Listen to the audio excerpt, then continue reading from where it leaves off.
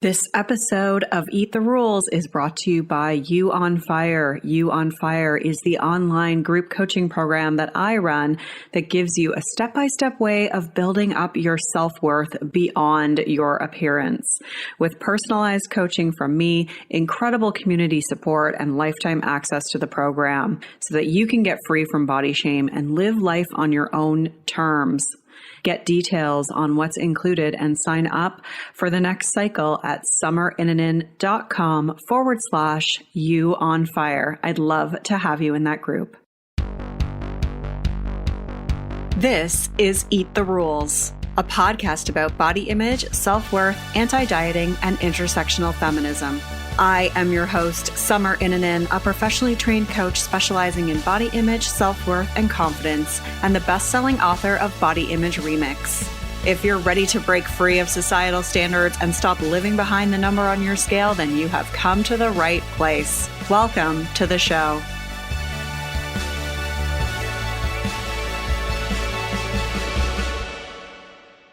This is episode 265, and I'm joined by Chrissy King, author of The Body Liberation Project. We're talking about Chrissy's journey towards body liberation, how she was seeking proximity to whiteness through her weight loss pursuits, the difference between body neutrality and body liberation, and how we can all strive for collective liberation. You can find the links mentioned at summerinanen.com/265. I want to give a shout out to Savannah, who left this review. Brilliant, incredibly helpful, encouraging podcast. I get so much out of each episode. Thank you for doing this important work. Thank you so much, Savannah. I really, really appreciate that. Savannah from Canada. Heyo. You can leave a review for the show by going to Apple Podcasts, search for Eat the Rules, then click ratings and reviews and click to leave a review. If you want a free guide, you can get the free 10-day Body Confidence Makeover at summerinanen.com/freebies with 10 steps to take right now to feel better in your body. And if you are a professional who works with people who may also have body image struggles, so if you're a coach, a dietitian, a therapist, an educator, a personal trainer, etc., then grab the free body image coaching roadmap at summerinanen.com/roadmap. As always, you can just go to thebodyimagecoach.com to find any of these things. Chrissy was on the show back in 2020, I believe. It was episode 157. I will link to that in the show notes. And it's such a pleasure to have her back on the show again, celebrating her new book, The Body Liberation Project, which I genuinely really loved, and it'll be going up to the top of my list of books that I recommend to people because I just thought it was such a wonderful blend of personal stories and as well as the important concepts while really speaking to the social justice aspect of this work and giving a lot of questions to help you move from principle to practice. So I definitely recommend this book if you're looking for another one to read. I know there's so many good ones, but I think that you're really going to love having this one on your bookshelf. Chrissy King is a writer, speaker, educator, and former strength coach with a passion for creating a diverse and inclusive wellness industry. She empowers individuals to stop shrinking, start taking up space, and use their energy to create their specific magic in the world. Let's get started with the show. Hello, Chrissy. Welcome back to the show. Oh, thank you for having me, Summer. I'm so excited to be here and chat with you for a little bit today. Yeah. So tell everybody a little bit about the Body Liberation Project and like what inspired you to write the book. Yeah, absolutely. So the Body Liberation Project is about understanding diet culture and the intersection of racism, and then eventually like how we can all move towards body liberation. It's also through this frame of like collective liberation and just really talking about body image and the intersection of race and gender and how that affects our ability to feel good in our bodies. And what inspired me to write this book is my own personal journey with body image struggles over the years. And then, as I've worked through some of those issues, moves and move towards liberation, I've seen how much it has just like really freed up my mental capacity and just changed so many aspects of my life. And I really just desire for all of us to have true freedom to exist in our bodies, free of harm, but then also just like free of obsessing and, spending all of our mental capacity trying to shrink ourselves. Yeah, absolutely. And I love all the stories that you mention throughout. Like it's sort of a bit like almost part memoir in a way. And I found, just like the extremes that you go to so relatable for my own personal story. Like it's just like, it's wild, right? One of the things I would love you to talk about is your experience obtaining like the quote unquote perfect body. Yeah. So I think, as many of us believe, we have this idea that like being thin is the thing that's going to bring us happiness, right? And I think that's one of the lies of diet culture, that all the best things happen on the other side of fat loss. We, find the partner of our dreams, the job of our dreams. We feel so good every single day in our bodies. We're just so full of confidence.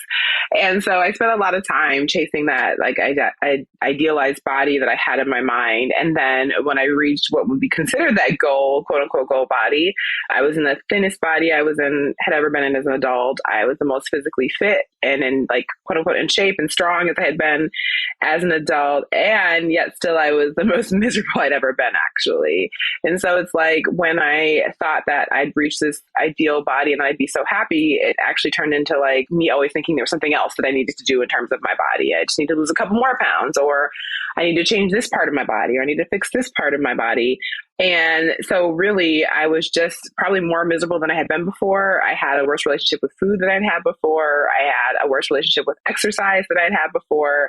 And so it was really this point of me realizing that, all of the things I believed would be the source of happiness weren't the things that were going to make me happy at all. Yeah. Yeah. And like, was there one particular moment that was kind of like a turning point for you where you were just like, I'm done with this? Like, was that one of those moments, or was it a series of moments? Like, yeah, how did you find like the way out, I guess is the question. Absolutely. I talk about this in the book as my rock bottom moment. And that moment was, I was, again, in the thinnest I'd ever been as an adult. And and even when I was like in that place, I was so obsessed with everything, like counting my macros, counting my calories, making sure I didn't miss workouts. Like that was my dominant thought process at all times. And socializing or going on trips or anything like that would take me out of this place of complete control was like anxiety producing for me.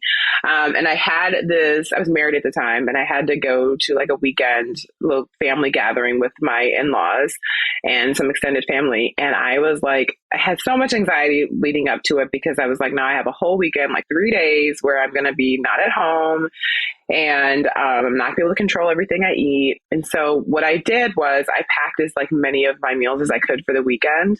And we had this day, we were at a water park with all of my extended family. And it's so ironic because I was at this water park. I'm wearing a swimsuit the whole time. I'm worried about like, do I look thin enough in my swimsuit? I'm like trying to suck in my stomach even more, even though I was already super thin. And people were like, I remember distinctly, like strangers, like complimenting me on my body and like asking me how I worked out. And so like, I'm getting this external validation, but at the same time, I'm like feeling miserable about how I look still.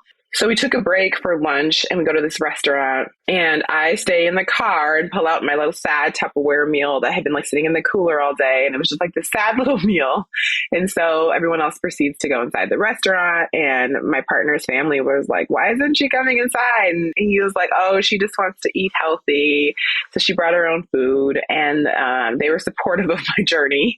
So they asked the restaurant if I could bring my food in, and I did, but it didn't take me very long to eat this little meal. And so then I was just sitting at the table watching everybody order food, whatever they felt like eating, and the food's coming and it smells really good. And people are like asking me, or offering me like, do you want some? And I'm like, no, I'm good. I'm not hungry. But the whole time I'm just sitting there feeling like this is such a sad, miserable existence that I can't even be present in this moment and just like have a meal with my family, because I'm so obsessed about how many calories I'm eating. And I was like, and already I'm in a very thin body and I'm still not happy with it. And I realized like, I'm literally going to spend the rest of my life like this. And this is completely miserable. Yeah. Yeah. I relate so much to that. I remember like inputting the number of cherry tomatoes I'd eaten into a spreadsheet.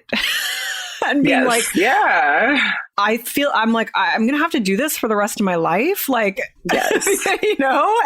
but it still didn't wake me up in that moment. But you have these kind of epiphanies where you're like, wait a minute, this is a forever thing. If I want to, maintain this like unattainable body, this body that I'm not meant to be in.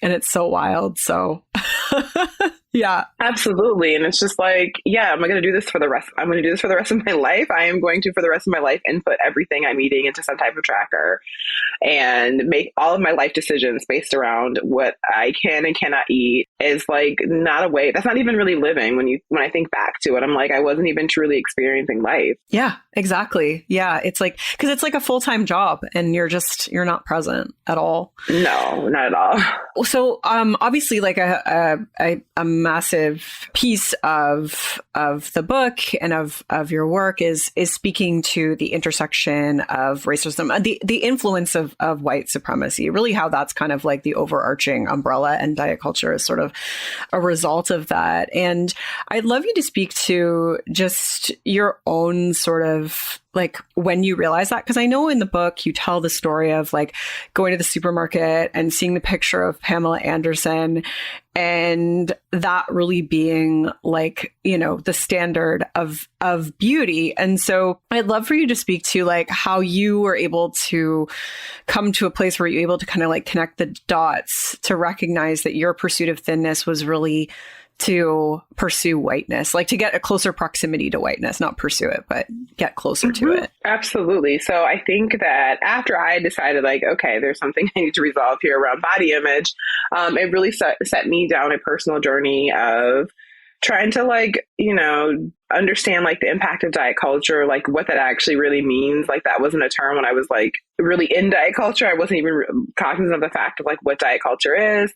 And so just like down a journey of like trying to like really learn and understand. And I read Fearing the Black Body. Well, no, actually the first book I read is The Body is Not an Apology by Sonia Renee Taylor, which really helped me start to think about just like the impact of race on the way that we see our bodies, and living in a society where Eurocentric standards of beauty are the norm, how that impact of race like affects our ability to feel good in our bodies. I think her work was the first that really helped me start to think in that way. And then I read Fearing the Black Body by Dr. Sabrina Strings, and Dr. Sabrina Strings' work is really impactful and also like really gets to the core of the intersection of like diet culture, fat phobia, and racism. So she talks about historically how we even got to this place where thin bodies are considered the ideal bodies. And I think if we think back in history, there's been times when living in a larger body was seen as a sign of prosperity and wealth and as a good thing. And then we come to this point in history and where we're like now demonizing larger and fat bodies. And so her work talks about the fact that, this idea that being in a larger body, the inception of that concept really goes back to slavery when you're trying to create this racial hierarchy of which bodies are valuable and worthy and deserving of respect. A lot of enslaved people were in larger bodies, more muscular bodies due to a lot of factors, one of them being like working in the fields. And so that's where this idea that I want to be, and it became associated with gluttony, laziness, lack of motivation, stupidity, all of these things. And so during that time period, like in the desire to say, I don't want to be anything like Black bodies is where this idea of being in a thin body became the idea, and also became associated with like moral virtue and spirituality even. And so that's where the inception of like diet culture and fat phobia and racism started. And then we just like have never really deviated from that. And so, once I read that and like connected the dots, I'm like, oh, well, of course, like these are all tools of white supremacy and tools of the patriarchy. And I think this is like, so much of the work I do, whether it's around body image or just talking about like creating an anti-racist wellness industry, is like one of the overarching themes is that white supremacy is harming all of us. Yes, it's harming some of us more than others, but a diet culture and body image are issues that we all deal with, but it is all stemming from the systems of oppression, white supremacy being the overarching system.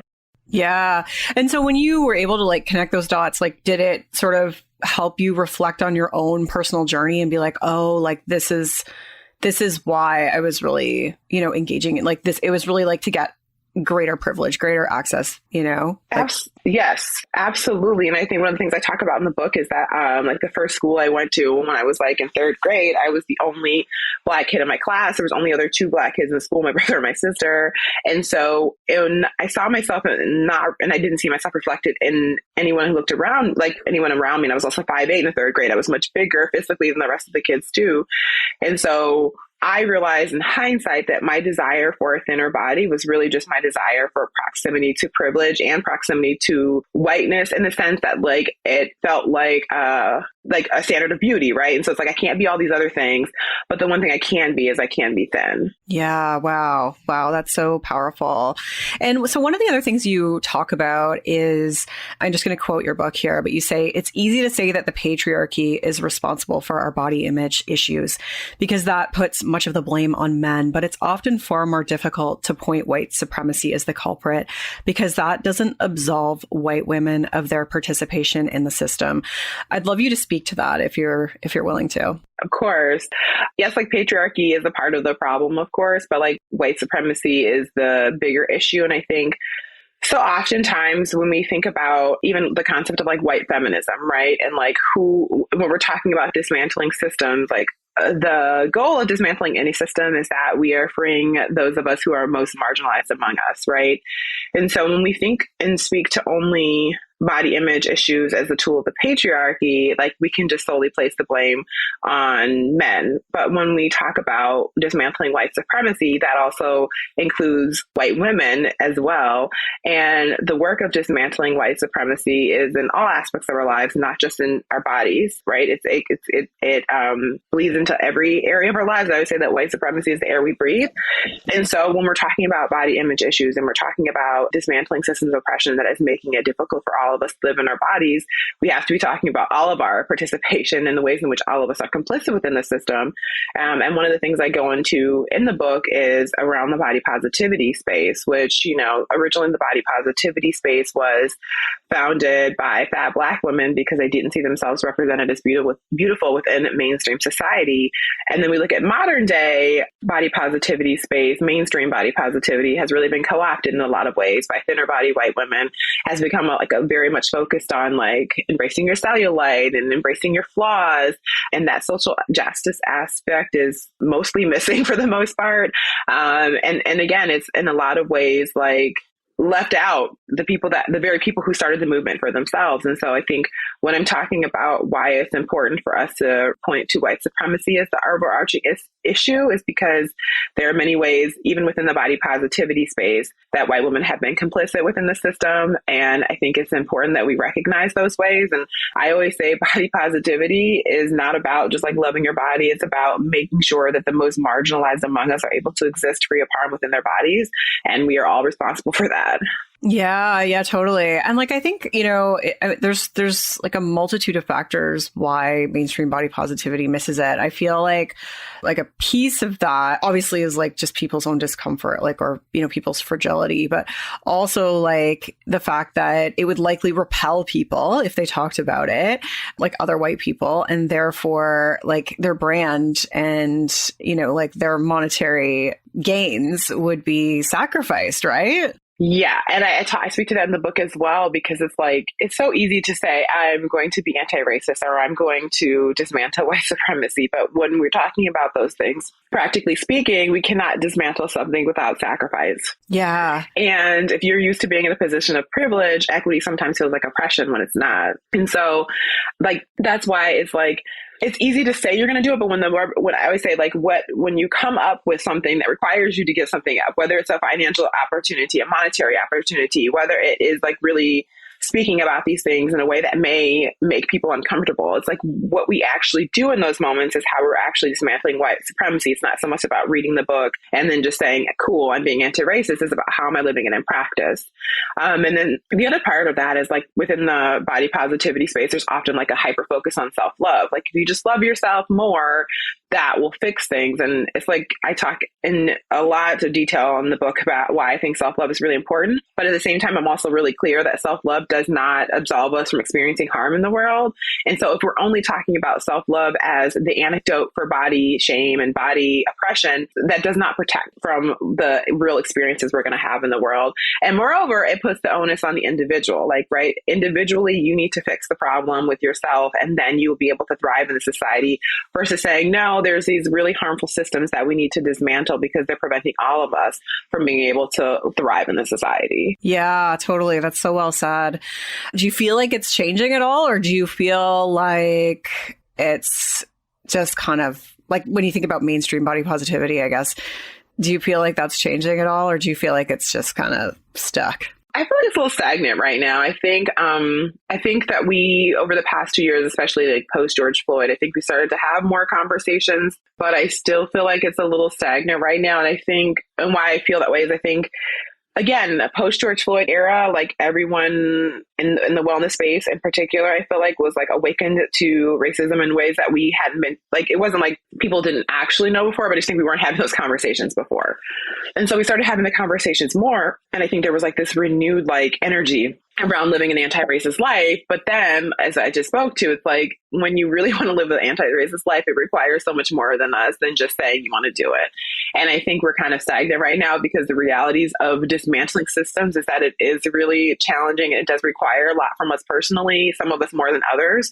And I think that a lot of people like the idea of dismantling, but then practically what that means for your life personally, and not necessarily interested in that part. Yeah. And you talk about, I mean, there's a lot of stories in the book about just people that you interacted with who, you know, in the wellness space who really wanted to engage with you, but then also like, it's like, you know, they can talk the talk, but not walk the walk, so to speak. Exactly. And, yes. And so I suppose like that is also something that you must bump up against all the time as well.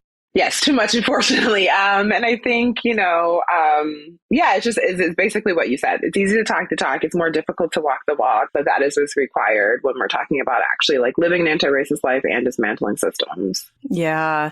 So I want to talk to you about like just your definition of body liberation. I'd love you to explain the difference between body liberation versus like body neutrality or acceptance. How would you sort of define the difference between those two things? Sure. I get this question a lot. So, and these are like the way that I frame it. I'm sure other people have their own definitions, but when I'm thinking about body positivity, it's really just, like I said, it's a movement that was created by fat Black women, but modern day mainstream, I should say, body positivity is really a space that focuses on loving and appreciating and respecting your body, regardless of shape, size, and knowing that we're all worthy and deserving of respect in like a simplest definition, right? And I think that body positivity can be a really great entry point for all of us into thinking about our bodies differently. And I know for sure body positivity is a space that started me on this journey, right? So I think there's a lot of shortcomings within modern body positivity or mainstream body positivity. However, I do think it's like a great place for us to start. And then moving towards body neutrality, I think one of the things I talk about with body positivity too is like a lot of the information that we get sometimes is very much like, look in the mirror and say these positive affirmations. And it's like, okay, but if you don't believe any of those things to be true, like looking in the mirror and saying those things aren't helpful for most of us, practically speaking. And so moving towards neutrality is more of a space of like, listen, I don't love my body. I don't necessarily love what I see in the mirror, but I can accept that this is what it looks like right now. And I can choose to be neutral about it, meaning like, instead of saying disparaging comments about my body, I can just say, this is the body that I exist in today. Sometimes there's a focus on like, within body neutrality, sometimes there's a focus on like what my body can do versus what it looks like, which I think can be helpful for some, but can also fall into like this space of ableism as well. But really it's just like, how can I respect that this is what my body looks like today? And how can I be neutral about it, right? And not even trying to say that I love it. I'm just saying this is the body I exist in. Then moving towards liberation, when I talk about body liberation, what I'm talking about is this real understanding that, number one, I guess the first thing I'll say about body liberation is that when I speak of body liberation, the goal is not that any of us will ever get to the point where we look in the mirror every day and love everything that we see about ourselves. I don't think that's realistic for any of us. So for me, body liberation is about understanding that at my essence and my core, the body that I'm residing in is truly just like a vessel that is allowing me to have this human experience, right? It doesn't make me who I am. It is just a vessel that is allowing me to have this experience that I'm having, and that every single one of us are inherently worthy because we exist, not because what we look like. And it's also about this true understanding that, understanding the systems that would have us at war with ourselves, but at the same time, learning to lean into joy and appreciation in the body that we have today, with a true understanding that bodies are designed and created to change, and that we will have, hundreds of different iterations of our bodies from the time we're born to the time we pass away. And so how can we learn to love and embrace every iteration of the body we have, because we will have so many different iterations of them. Yeah, I love it. I love how you talk about just like being, it's about the essence of who you are, and like that you are, I forget who you quote, but talking about it just you being like magic. Stephanie Chin, she has this amazing quote that says our body is just the keeper of our magic. And if that's not like the most true thing that we can say about our body, and I always say like this is the vessel that is allowing us to fulfill our soul's purpose, whatever that is for every one of us. It's just the vessel that is allowing us to do that. Yeah, I love it. So beautiful. And for yourself on your own journey, like what would you say was one of the more important steps that you took to move you across that spectrum?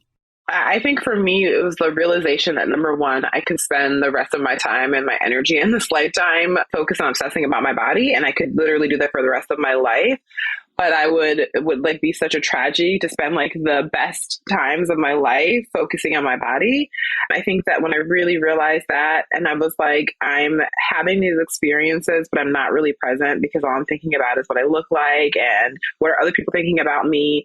And I'm actually missing out on the experience of life. I'm missing out on the joy of life. And I think that when I realized that, that was the thing that was most impactful for me, to say, I want to move towards a different experience because I am going to miss out on all the best parts of my life, focusing on my body, on this vessel, and this thing that I know is going to change anyways. And it's like, no matter how much I try to control it, it's going to change because it was designed to do that. And so instead of trying to spend all my energy trying not to change it and to like try to, stop the natural process of life, I want to learn to embrace it in all of its different iterations, because that's what it was supposed to do. Like, I can't stop the reality of what a body is going to do.